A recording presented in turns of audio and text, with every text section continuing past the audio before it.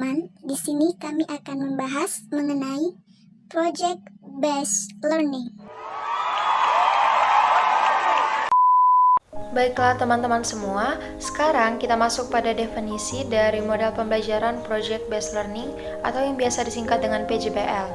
Nah, sebelumnya kita harus tahu dulu apa sih sebenarnya model pembelajaran itu. Nah, model pembelajaran itu adalah suatu perencanaan ataupun suatu pola yang digunakan sebagai pedoman dalam merencanakan pembelajaran, baik itu di kelas ataupun pembelajaran dalam tutorial. Nah, untuk Project Based Learning sendiri dapat diartikan sebagai model pembelajaran yang menggunakan proyek ataupun kegiatan sebagai inti dari pembelajaran tersebut. Nah, di sini peserta didiknya dapat melakukan berbagai eksplorasi, penelitian, penilaian, interpretasi, sintetis, maupun informasi untuk menghasilkan berbagai bentuk belajar. Nah, Project Based Learning sendiri juga dapat merupakan pendekatan pembelajaran yang memberikan kebebasan kepada siswa maupun peserta didiknya untuk merencanakan aktivitas belajar yang mereka maui. Nah, di sana mereka dapat melaksanakan proyek secara kolaboratif yang pada akhirnya menghasilkan suatu produk kerja yang dapat dipresentasikan kepada orang lain.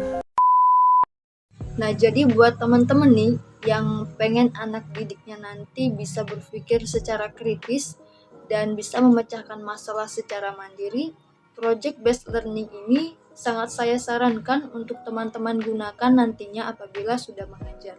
Wow! Karakteristik dari Project Based Learning ini menekankan siswanya untuk bisa belajar melalui kehidupan mereka sehari-hari, juga dari lingkungan mereka. Di sini siswa diarahkan untuk bisa menemukan, belajar, dan juga menciptakan suatu proyek ataupun hal yang nantinya bisa memecahkan masalah secara sistematis. Jadi intinya, kehidupan mereka, lingkungan mereka bisa menjadi salah satu fasilitas dalam proses belajar dan mengajar. Teori yang melandasi model pembelajaran Project Based Learning atau PJBL. Yang pertama, ada teori konstruktivisme. Teori konstruktivisme ini adalah teori yang memberikan kebebasan kepada peserta didik untuk belajar sesuai dengan kebutuhan dan minatnya masing-masing. Dalam menemukan kebutuhan atau minatnya, diperlukan seorang fasilitator. Menurut teori ini, guru tidak hanya memberikan pengetahuan atau materi kepada peserta didik, tetapi di sini peserta didiklah yang harus memiliki pemahamannya sendiri tentang materi yang akan diajarkan. Pembelajarannya peserta didik disinilah yang berperan aktif dalam membangun pengetahuannya sendiri, mencari ide sendiri untuk menghasilkan sebuah produk atau sebuah proyek. Jadi peran guru di sini hanya sebagai fasilitator dan membimbing peserta didik untuk menyelesaikan proyeknya tersebut. Lalu teori yang kedua ada teori Jean Piaget. Dalam teorinya, Piaget mengemukakan bahwa semua anak akan tumbuh dan berkembang melalui urutan yang sama meskipun jenis dan tingkat pengalaman mereka yang berbeda-beda. Perkembangan mental anak ini dimulai dari yang rendah menuju yang tinggi. Tahap-tahapan ini dilengkapi dengan equilibration atau keseimbangan, kemudian proses pengembangan interaksi pengalaman atau asimilasi, dan struktur kognitif yang timbul atau akomodasi. Teori ini melandasi PJBL karena dalam pembelajarannya peserta didik menerima informasi baru dan informasi lama kemudian dimodifikasi lagi menjadi pengetahuan yang baru, dan hasil pikiran yang didapat ini hasil pikiran mereka ini didapatkan dari proses interaksi dalam belajar, baik itu interaksi dengan guru, interaksi dengan teman, maupun interaksi dengan lingkungan sekitarnya. Dalam praktiknya, peserta didik diminta menghasilkan suatu produk atau proyek baru yang dikerjakan dengan kelompoknya. Lalu teori yang ketiga yaitu teori Vygotsky. Teori ini mengatakan bahwa peserta didiklah harus membangun pengetahuannya secara aktif. Hal ini sesuai dengan kurikulum K13 yang melibatkan semua aspek pengetahuan peserta didik. Teori ini mendukung PJBL karena menekankan pada pembelajaran di lapangan dan tugas-tugasnya ini berbentuk proyek atau produk baru yang dikerjakan juga di dalam kelompok. Tahapan model pembelajaran. Project Based Learning atau PJBL, yaitu ada 6 tahapan. Yang pertama, pengenalan masalah. Yang kedua, mendesain perencanaan. Yang ketiga, penyusunan rencana kerja. Yang keempat, pelaksanaan dan monitoring proyek. Yang kelima, mempresentasikan hasil atau menguji hasil. Dan yang keenam atau yang terakhir yaitu mengevaluasi atau merefleksikan. Saya akan menjelaskan keenam tahapan tersebut, yaitu tahapan yang pertama, pengenalan masalah. Tahapan pengenalan masalah yaitu mengamati fenomena alam atau dunia nyata dan mengasosiasikan atau menghubungkan keterkaitan fenomena alam dengan topik yang akan dibahas. Yang kedua yaitu mendesain perencanaan. Perencanaan berisi tentang aturan main seperti menyusun proyek harus jelas dan harus mampu mengelola waktu yang ada serta tujuan proyek yang dilakukan. Tahapan yang keempat yaitu pelaksanaan dan monitoring proyek. Monitoring dilakukan dengan cara memfasilitasi peserta didik pada setiap proses, dan setiap peserta didik mampu atau dapat memilih perannya dengan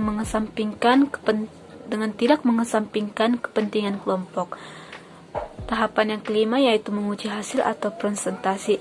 Menguji hasil atau presentasi dilakukan dengan mempersiapkan bahan presentasi sebelum presentasi, menyampaikan hasil proyek, serta menjawab pertanyaan saat diskusi, mengemas produk, dan menampilkan produk melalui media atau teknologi. Yang keenam yaitu tahapan evaluasi dan refleksi. Pada tahapan ini dilakukan pada akhir pembelajaran atau akhir dari tahapan yang kelima tersebut. Dalam tahapan ini, pendidik dan peserta didik diminta untuk mengungkapkan perasaan dan pengalaman selama proyek dilakukan. Dan pada tahapan ini, peserta didik diharapkan mengembangkan kemampuan menganalisis hasil proyek dan mengambil keputusan yang akurat. Mengapa menggunakan model project based learning?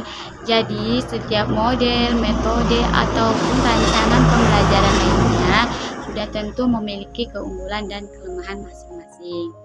Begitu juga dengan project based learning ini yang memiliki keunggulan yang pertama yaitu meningkatkan motivasi belajar peserta didik untuk mendorong kemampuan mereka untuk melakukan pekerjaan penting. Yang kedua, meningkatkan kemampuan pemecahan masalah. Yang ketiga, membuat peserta didik menjadi lebih aktif dan berhasil memecahkan masalah-masalah yang lebih kompleks. Yang keempat yaitu meningkatkan kolaborasi antar peserta didik yang satu dengan yang lainnya. Yang kelima, mendorong peserta didik untuk mengembangkan dan mempraktikkan keterampilan komunikasi. Yang keenam, meningkatkan keterampilan peserta didik dalam mengelola sumber. Keunggulan yang ketujuh yaitu memberikan pengalaman kepada peserta didik pembelajaran dan praktik dalam mengorganisasi proyek dan membuat alokasi waktu dan sumber-sumber lain seperti perlengkapan untuk menyelesaikan tugas tersebut. Yang kedelapan yaitu menyediakan pengalaman belajar yang melibatkan peserta didik secara kompleks dan dirancang berkembang sesuai dunia nyata. Keunggulan yang kesembilan yaitu melibatkan para peserta didik untuk belajar mengambil informasi dan menunjukkan pengetahuan yang dimiliki. Kemudian, pengetahuan tersebut diimplementasikan dengan kehidupan nyata.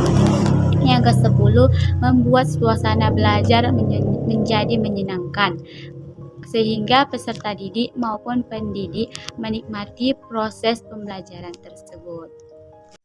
Nah, jadi teman-teman, demikianlah penjelasan mengenai Project Based Learning. Semoga bermanfaat. Thank you for watching.